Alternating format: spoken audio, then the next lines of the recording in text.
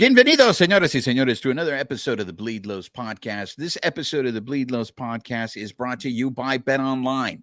BetOnline is your number one source for all your betting needs. Get the latest odds, lines, and matchup reports for baseball, boxing, golf, and more. BetOnline continues to be the fastest and easiest way to place your wagers, including live betting, and your favorite casino and card games are available to play right from your phone. So head to the website or use your mobile device to sign up today and get in on the action. Remember to use your promo code BELIEVE, B-L-E-A-V, for your 50% welcome bonus on your first deposit. Bet online, where the game starts. And joining us on the carne asada is Dodgers pitcher Ryan Pepiot. Ryan, ¿cómo estás, amigo? Bien, you too? I love it. I love that you get the show already, Ryan. So I have to ask, a lot of people like to come on the show to show off their Spanish skills. How did you learn Spanish? I took 3 years of Spanish in high school. I don't really remember that much, but I started to pick up as I got into pro ball. Like I knew a few words, and I could start to articulate like kind of what people meant, and it kind of just slowly started creeping back a little bit. I need to go back and kind of fine tune everything, but there's a little bit in there, I know.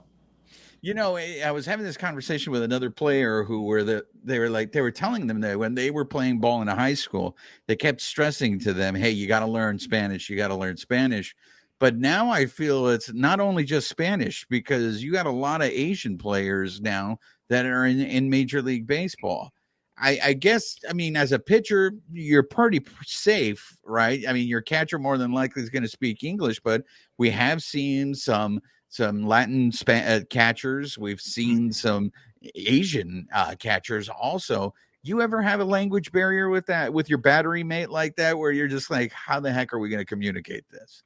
I haven't had too many issues. I know I've had some Latin catchers in the past, and most of them speak pretty good English. And I think when the guys sign, at least for the Dodgers in the Dominican League, they have to like go through, since they're like 16, 17, they go through school, and English is one of the courses. So especially the catchers take it pretty seriously, and they come on when they come stateside, they do a pretty good job of being able to communicate with everybody. So I haven't had any issues, and I haven't needed a translator really. You know, you're the second person that's told me that about them taking English classes. And I thought, you know, once you got to the major leagues, you'd be done with school, right? Now I can just finally get to play baseball, but to actually have to do school and then do the job. I hear the stories where you guys really help each other, where the Spanish guys help the English guys how to learn Spanish, and then the English guys help them learn how to speak English. Have you had an experience like that where you've kind of taken someone under their wing and then was like, let me teach you how to speak American, my friend? Yeah, there's been a couple times where like I've had people over at the house or something like that, like an off day or something like that, and have a couple of guys over, and it just means a lot. Like if I try to speak Spanish just a little bit, then it goes a long way. Or if somebody who doesn't really know a whole lot of English tries, like it really means a lot. So then you know that they're trying to put the effort in and trying to make that genuine connection. And you just have some grace with them, and you know, like it's not going to be perfect, but you don't make fun of them or anything. You just kind of accept them for what it is, and maybe it's a little bit of broken English, but you can make out what it is. So the start of your season, Ryan, I want to get into your mindset here, because I can't imagine what you've gone through this year, because it looked like you were going to be a part of the rotation at the beginning of the year. Who knows? This might have been your breakout season. And then to get that injury it was your last start in spring training, right? When you felt it? Yeah. Oh, yeah. Yep. Felt it pretty much the whole time against the Angels. Tried to just throw through it because it was an exciting time. It was going to be on opening day roster, first time, with a great team. And it was pretty frustrating. And it just was even more frustrating that it just lingered on so long. It was like up in my ribs and up underneath my ribs. So like there really wasn't a whole lot I could do like to get any tissue work to get it to go away. So it was just, and then every single time I tried to throw and put any effort on a throw or get off a mound, it just took a lot longer than I expected. Have you ever had an injury like this that takes longer than expected? I mean, I don't know if you're a very patient person, Ryan, but I can't imagine it must have driven you nuts. It's like, why am I not getting better? Yeah, it was tough. And I would just go in every day, and they're like, "How you feeling today?" I'm like, "Pretty much the same." Like, I would just try to go in every day with the mindset to just get a little bit better each day. Do when we threw the kitchen sink at it, whatever we could, and trying to get it a little bit better every day. And I haven't had anything that lingered on that long. I had an oblique thing a few years ago, but it was just super minor. It was probably about 3 weeks to a month, but that one was a little bit lower on my side, so it was easier to like dig into to kind of get it to alleviate. This one just decided it wanted to be a long one, and it was frustrating. So what did you do to prevent yourself from going crazy? Because I can't imagine what you must have felt like when you see that, everybody's starting to go down in the starting rotation. I mean, they're like getting guys off the street to start games for them. And it's like, if I was healthy, I'd be there. I'd be helping this team. Yeah, it was tough, but I mean, injuries happen. They're part of the game. You don't want them to happen to anybody. You don't want to wish it upon anybody. It's just something you just battle through. The first couple of weeks were pretty tough mentally, and then as it kind of went on, it was just like, all right, like just try to get a little bit better. Just try to get a little bit better. Stay positive. I was at home. I was watching all the games at night, so I was cheering on the guys from home. And it was cool to see. I know we had a lot of guys make their debuts and a lot of guys that I've come up with and played with before. So it was a lot of fun to watch and see some of those young guys have some success. You mentioned that you saw a lot of which were some of those guys that you have relationships with that you were just like, I mean, do you ever like, not, I don't want to say jealous, but when you see some guy making that major league debut, does it automatically take you back to when you made your debut and you're like, I know what that guy's feeling right now? Yeah, a little bit. Like when Gavin and Bobby went up, like I sent them texts, words of encouragement, and was just super excited for them. I've been around those guys for a few years now, and just to see how they've grown, play catch with them, see how they go about their business, and then go out and see them have some success at the big league level. And it was pretty cool. And like you said, it does bring back some memories from when I got to do it. So I knew exactly what they're going through, where you're kind of a little star crazy. You're trying to take it all in, but you're also trying to have some success and show that you can kind of belong at the same time. Yeah, I think you're a good person to ask this because you've spent time with those guys and we've spoken to both of them and they're very two different dudes. Have you seen a dude? I mean, is there a change between them growing up in the minor leagues? They get a taste of the major leagues because it seems like, I know people are calling Bobby Miller Bobby Eyes, but he seems so laid back. Are those guys the same to you? Yeah, they're still the same guys. Bobby's always dressed Bobby Ice. He's always dressed the same way, wearing fancy, crazy outfits, all that stuff. Gavin, quiet guy, super genuine, humble. I haven't seen any change in either of those guys. They're both great competitors, and they're fun to watch. So Bobby Ice was dressing like that in the minor leagues. I mean, he has always had an eye for fashion. Yeah, guy's a fashionista. I'm not going to take my fashion advice from him. It does not go for me, but he can pull it off. I just think it's so funny, those two, because Gavin Stone comes on here, starts talking to us about duck hunting, and then you're seeing Bobby Ice wearing shorts, but like a dressy short ensemble. So Yep.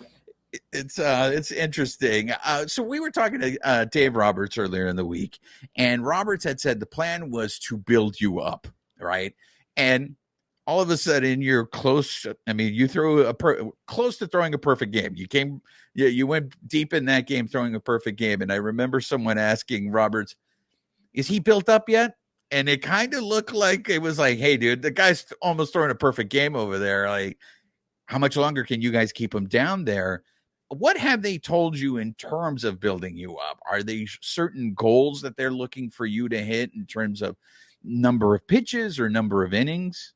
I think early on they told me like it's just about build up, get the ups, get the pitch count up. I think my pitch count last one was like 90. So I don't know if this upcoming one will be 100. I mean, it's tough because I was out 3 months, and I've only pitched 6 times since then. So it's just kind of get the innings under my belt, get the ups, face different situations, face different types of hitters, just get back into it. And go from there. Whenever my name's called, I'll be ready to go. So do you ever give it any thought when you, I mean, right now the big club is going through this ridiculous winning streak. It looks like they're turning the corner. They figured something out. And now, of course, everyone seems to be pitching up better. So the minute you're ready to come back to the game, it looks like it's a numbers game. Does that ever cross your mind? No, I try not to think about that. If I think about that, then I'll go down a rabbit hole, and it just wouldn't be good for me mentally to think about that and just have too many things on my mind. I'm just going to try to stay where I'm at, be where my feet are. Whenever my chance is to get the ball, wherever it's at, just take it, run with it, and compete my butt off. So when you're a part of a team like this that is like as stacked as they are, do you ever wonder maybe I'd be better off on another team because I would get an opportunity to play every day, show everyone what I can do? Because in the end of the day, right, that's what it's about. It's about playing every day in the major leagues, right? Yeah, it's about playing there, but it's also very special to be a part of this type of club. To be able to have been on the team last year with superstars were on that were on that team, be a part of a 111 win team, and have a small impact on that was very special. And to be able to share the clubhouse with the type of guys that were in that clubhouse and the clubhouse this year, I wouldn't change that for anything. You know, so we've been hearing this a lot this year that these guys really like playing with each other, that the chemistry on this team is so great. And I think that it probably takes time to build something like that. Did you see that when you guys were in spring training? Did you already see a seed of like, hey, we like hanging out with each other? I mean, Miguel Rojas was telling us about like when they go on the road, they find a way to all hang out together, whether it's going to the movies or doing stuff like that. Was that something you guys were already establishing in spring training? Yeah, in spring training, I'd say first couple of weeks, everyone was kind of just getting to know each other a little bit. But then towards the end of it, it was everyone had great camaraderie. There's good banter going around with everybody going on in the clubhouse, and everyone was getting along, and it just made it a lot of fun to like show up every day. And great team chemistry, and just made it a fun place to come every day. Not just like, oh, I'm going to the yard every day. No, it was I'm going to work, and I'm going with a great group of guys, and it's going to be a lot of fun today. And we're going to go out there and try to win a ball game. You mentioned the banter. Miguel Rojas was telling us that he's a little bit of a prankster, but he also said there's some people in that clubhouse that he just doesn't mess with. So it gave me the impression that there are some people in that clubhouse that like to sling it, but they can't take it. Am I right there, Ryan? Are there people in that clubhouse that like to talk smack, but when you dish it back, game over, man? I stay away from the smack talking. I don't think I have enough pull yet to have any of the smack talk. If somebody gives it to me, I'll toss a little bit back, but I'm not gonna go anywhere over the top. I'm not pulling any pranks yet. All right. So we're gonna wrap things up the way we always wrap things up on this show. On this show, we're about the Dodgers, we're about Los Angeles, but we're also about the culture. So these are a series of rapid fire questions. Feel free if you want to elaborate on them, by all means, go ahead and do so. But you are the pride of Indianapolis. So can you please explain to me what is a Hoosier? And do you consider yourself a Hoosier? Is that a real thing? Yeah, it's Hoosier hospitality. Good people, genuine, nice. You walk around the street, people are talking to each other. And you're in downtown, you're on the street corner, make conversation with somebody. You walk into a restaurant, everyone's super nice to you. Go wherever. It's just being genuine, nice people. So I was today years old. So that's what Hoosier means? It just means being a good person, being nice? I don't know if that's 100% the textbook dictionary definition of it, but that's kind of my play on it. So I realized that you are a multi-sport star. I mean, you played baseball, basketball. Is it like mandatory in Indiana that you have to play basketball? I mean, is that Larry Bird thing like true? Do they really like the minute you're born, they hand you a basketball? Yeah, I don't know. I can't remember what the first ball I picked up, but basketball probably would make sense. Yeah, everyone I was friends with played basketball at some point, and if you play one sport, basketball is probably the one that everyone plays or has played. But you were like a star in football, weren't you? Were you like a star quarterback in high school? Yeah, I was pretty good. So what makes you go baseball? Was it just your love of baseball, or is that the best sport? You're that's the best sport you're good at. I was better at baseball, but also I didn't really love that 300-pound guys could run fast and they wanted to take my head off. So I thought the career longevity of baseball was better than the possible career longevity of football. But that's real, right, Ryan? I mean, I hear people say that, and then immediately, oh, what a wimp and all that stuff. It's like, bro, who wants to get killed? Who was the Colts quarterback that played at Stanford that Andrew retired? Luck. There you go, Andrew Luck. He retired early, and it's like, Yep. dude, that guy was a stud. Yep. It's like, I want to see you take those hits. No, you don't. You don't want to take those. I mean, even in high school, I didn't want to take those hits. I mean, you're standing back there and you just got guys running full head of steam at you, trying to take your head off. Like, you got to stand in there and you got to make some throws, and then you're going to wake up the next day feeling pretty tough. This just tells me how smart you really are, Ryan, because you chose the guaranteed contract sport. So I think that's very smart on your part. I'm very curious. You played in the Cape Cod baseball. I always hear about the Cape Cod League. What is the most interesting thing about the Cape Cod League that people don't know? You're playing with like the best of the best college baseball players, and you're playing on really tough high school baseball fields in Cape Cod, Massachusetts. And I had a great team that I was there with. I had a great situation with my host family. And so I don't know, I can't speak from other people's experiences, but we had a great club, and I was in the bullpen, so we had a lot of fun. And we did have a lot of bullpen shenanigans that we would all bring lawn chairs. Like, it was battle of who could have the best lawn chair. So like I had like a bungee rope one that just was awesome. Then later on in the season, I had one that had like a footrest, so I could like lay out and wait till like the 5th, 6th inning, see if I was going in there or not. We'd build fires out in the bullpen. We ordered pizza one time. We got in trouble for that. We did a couple other things. So we had a lot of fun down there, and it was just fun. And you're playing baseball. You're in beautiful Cape Cod. You can go to the beach on days off. Like, everywhere's 45 minutes away. Not traveling too far, but you don't know. People don't. You think, oh, Cape Cod League, prestige, all that stuff. But then you go out there and you're playing, and it's like you're 2 pitches into the ball game, and your landing spot's the size of Grand Canyon. So I'm assuming the infield and the mounds were just in really bad shape out there too.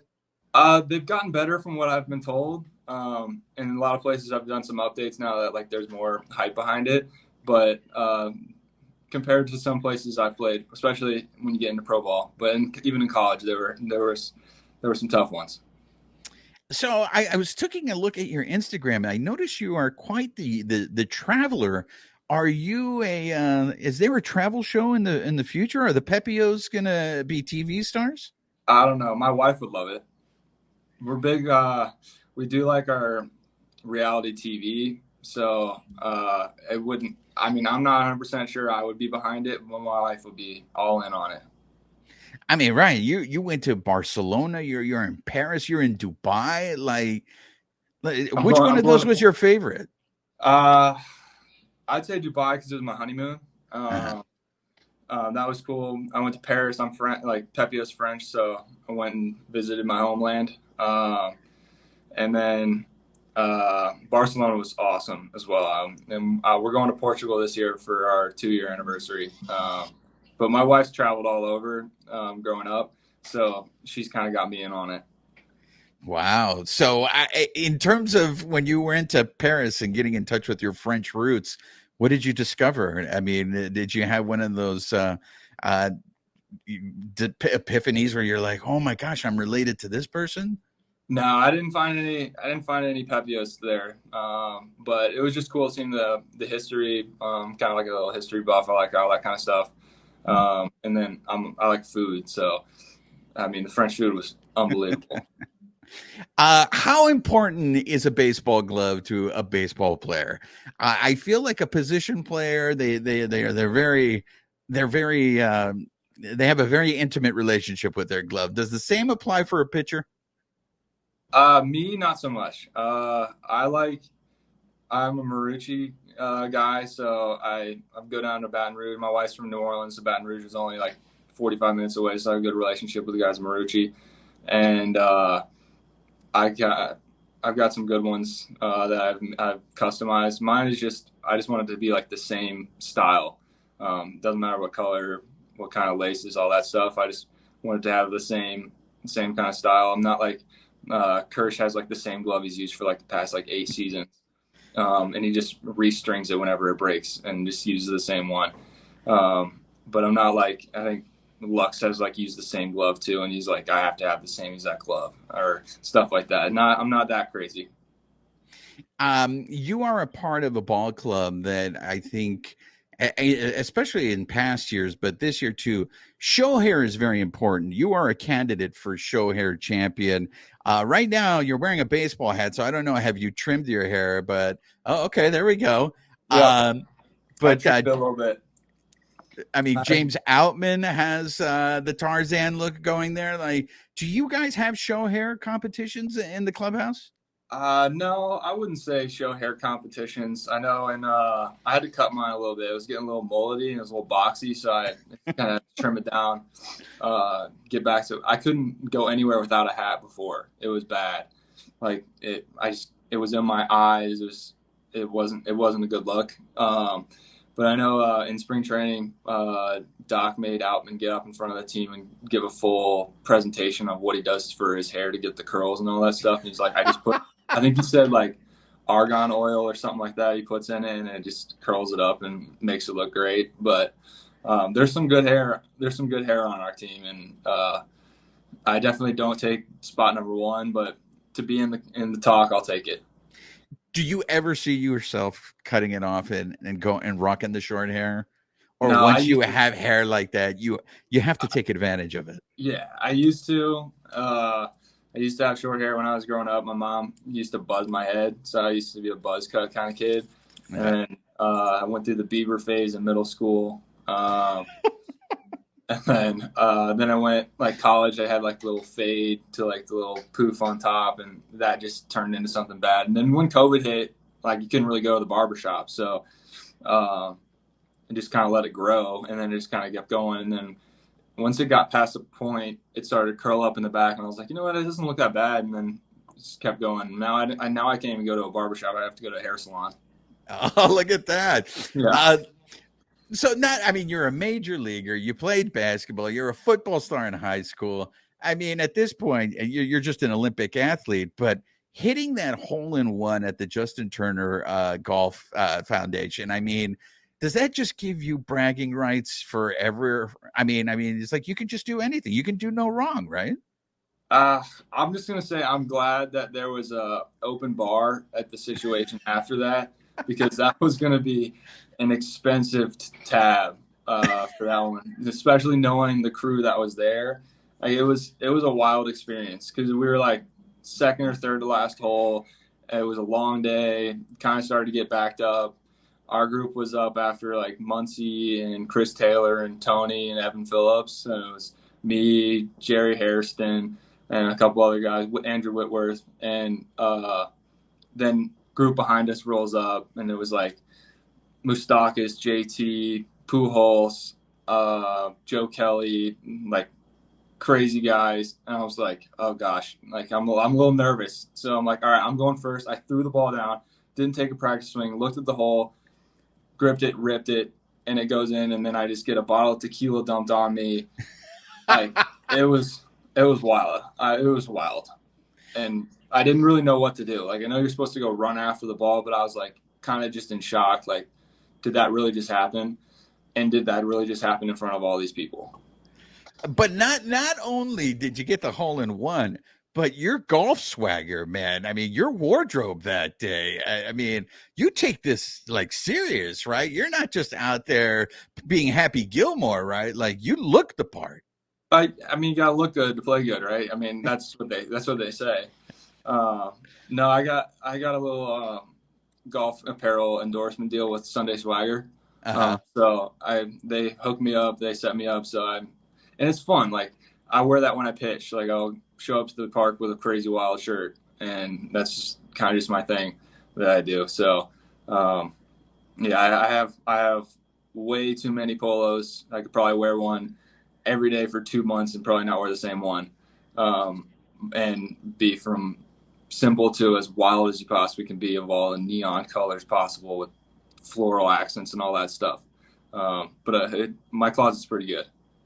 Uh, were you prepared for the amount of amenities that you would get as a professional athlete, or is that one of those pleasant surprises where I could get used to this very easily? Pleasant surprise. Very pleasant surprise. Nice hotels, the unbelievable food, the cool cities that you get to visit, the outstanding ballparks. And the biggest one for me is the people that you meet. Like, everyone's great, trying to help you out, and really just genuine, nice people. You know, Ryan, I was really, and I shouldn't be surprised because I think it says a lot about Justin Turner, but the number of people, because by that point he was no longer on the team. He had already signed with the Red Sox. I think everybody was still dealing with the shock, but the number of people that showed up to support his foundation, was that more you guys just wanted to play golf, or was it you guys wanted to be there for Justin Turner? I can't speak for everybody, but for myself, it was like be there for JT and Courtney.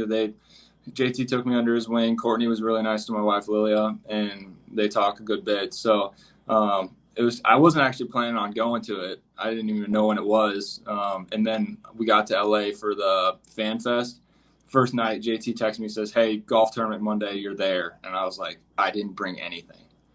I don't have clothes. I don't have my clubs. And so I'm borrowing clubs from the marketing guy in my agency. I texted my people. I was like, at Sunday Swagger, I was like, I need clothes. Like, what do you want me to wear? Like, bring it to me. I'm playing here. Like, wardrobe me out. Like, figure it out. And it just kind of happened. Just kind of went and just was there for them and tried to support them. And if I get to go again this year, I would happily support them. It's one of those things where I get it. I really do, because you guys play every day. But this is a side that I wish that more fans would see, because I feel like it humanizes you guys, because it is about relationships. Yes, you guys are out there playing a game, and yes, you guys are paid to play this game. But like I said, I was surprised at the number of people that showed up, and to me, it's a tribute to who Justin Turner is, and Courtney, and the work that they do for the city of Los Angeles. Yeah, absolutely. I mean, they're great people. Just one of a kind human beings, and super genuine, willing to help out everybody, and just trying to do what they can to support the community that supports them. And it's really special, and it's something that I would love to model myself as going forward whenever I get to that level of being able to give back, just to be able to use them as a cornerstone and try to build off of what they kind of have done. Last two, you've been very gracious with your time, Ryan. Have you, or at any point in your life, we're big fans of wrestling here. We like to refer to it as the male soap opera. At one point in your life, were you ever a fan of wrestling? Did you ever like fan out there and have a favorite wrestler? No, I like John Cena. I was a John Cena guy. I wasn't like huge into it. Wrestling wasn't my sport. My younger brother got into wrestling, and it kind of took me away from it because he could do all these moves and put me in like headlocks and stuff. And like, he's 3 years younger than I am. And when he was like in middle school doing it, he could like pin me, and I'm like a junior in high school, and I'm like, I don't like this. You know what? That's I'm sorry that I had to make you relive that trauma, but I think that is a legitimate excuse. Especially siblings are always like, "Let me try this move on you. Let me see if I can pull this off." And then that's when the parents get pissed off when you're rushing to urgent care because you got hit on a table or something. See, I used to be able to like sit on him, and he couldn't do anything. But then he would just like he's like, I'm gonna get into wrestling, and he was actually really good at it. And he would just spin out of it. Next thing you know, I'm in a headlock with my leg up in the air, arm going the other direction. I'm like, what in the world is going on? So you're right, traumatic experience, but good memories. Last one on this show, we're really into tacos, and being that you play for the Dodgers, you're in Los Angeles, we need to know, Ryan, what is your favorite taco, and where do you go to get that taco? Al Pastor Tacos is my favorite by far. Where do I go for them? In LA, I haven't really I haven't gone out and got tacos enough. I can't remember. I spent my first off season in LA. My wife was a professional ballerina and lived in downtown. So I stayed down there, and we went and found this one taco truck like in Santa Monica area, and it was the best taco I had at the time. But Al Pastor taco is probably the best one I had. Was at my rehearsal dinner for my wedding. We got married in Puerto Vallarta, Mexico, and we had a taco truck company come to the house for the party and just was whipping it up right in front of everybody. Damn, Ryan, you buried the lead. Your wife is a ballerina. I mean, so Yep. You guys are an athletic family. I mean, I don't know if our listeners or viewers know, man, being a ballerina is physically demanding. So Yeah. Is she still active? No, she hasn't done. Once COVID hit, her company kind of shut down. And when they came back, most of her friends kind of bowed out just because it'd been like a year or so. She still does like guest teaching, some trying to get in like commercial dance stuff. But like you said, it takes a toll. And she's been basically standing on her toes for 15, 20 years. So hips, knees, everything hurts all the time. So I think the ballet days are over. The career longevity of ballerina is probably, I'd say, like football career. Those days are done, but she still loves to dance, and we'll try to do like commercial stuff. So she can totally relate to you when you come home after a day that you pitched, huh? Yep. Or the next day when you're feeling sore. Oh yeah, she gets it. She definitely gets it. Well, we want to thank you, Ryan. We're hoping that you can get the call to come up and join the big club and help the Dodgers on this stretch run and see you get to play in the postseason. We want to thank you for your time. Where can our listeners, our viewers, follow you on social media if you are into that thing? Instagram at rpepiot10, and then Twitter as Ryan Pepiot 2. I don't tweet very often. I'm not like Walker. I'm not tweeting yeesh after every homer. Twitter, don't worry about it. Do you ever give him crap about that? Be like, hey, wow, that's pretty deep there. Your tweets there with your analysis. No, I was over at Walker's. I think we were at 4th of July. We were watching one of the games, and I think Altman hit a homer. I think CT was there. Somebody else went deep, and we were all like, all right, tweeting yeesh, and he's like, already tweeted, already out there. There you have it. Well, thank you very much, Ryan. Best of luck to you for the rest of the season. Thank you very much. I really appreciate it. And a big thank you once again to Ryan Pepiot for joining us on the show. Yo ha sido su servidor Juan Ramírez de parte de mi colega Babyface. Nos vemos para la próxima. This episode of the Bleed Lows podcast has been brought to you by Bet Online, where the game starts.